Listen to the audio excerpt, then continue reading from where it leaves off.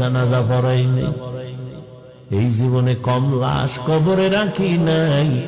চোখের সামনে নানি নানা দাদা দাদি চলে গেল, কত বন্ধু চলে গেল, এক ক্লাসে লেখাপড়া করেছি, কত আড্ডা দিতাম, আনন্দ করতাম, আজ অনেক আমার ক্লাসের ভাইরা নাই।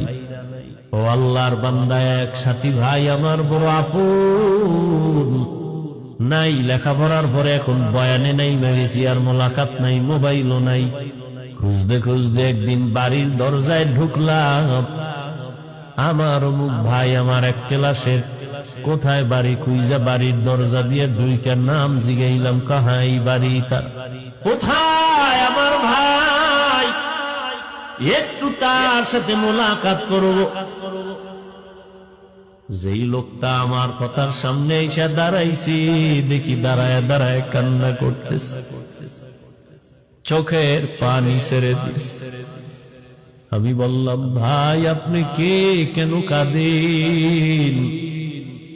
বলে, আপনি যার কথা বলতেছেন সে আমার কলিজার আপন ভাই। কয়েক মাস আগে তিনি দুনিয়ার থেকে চলে গেছেন, হঠাৎ করে স্ট্রোক করে মারা গেছে। তার কোনো সন্তান আসেনি, বলে একটা বাচ্চা আছে, ছেলে একটা মেয়ে, একটা ছোট ছোট। ওদের কি হালাত, কয়দের দিন, সব বাচ্চারা খেলাধুলা করে আনন্দ করে, আমার ওই ভাইটা দাঁড়ে দাঁড়ে ঘুরে আর কান্না করে, আর বলে, আমার আব্বু কই, আমার আব্বু কোথায় বল। এরে আল্লাহর বান্দা, কিসের পেছনে ঘুরতেছো? এমন একটা দিন নাই লাশের খবর নাই।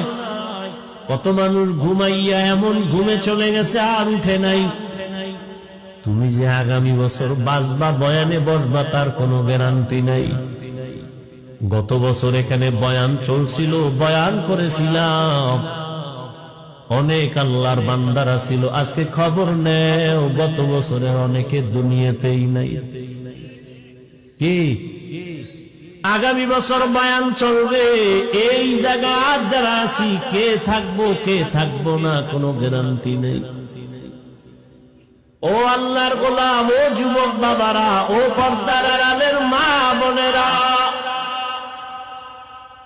মাইকের আওয়াজ কানে যায়, গল্প করে করে তো জীবনে কম গল্প করলেন না, আজকে কি একটু দিনের কথা শুনবেন না রে মা?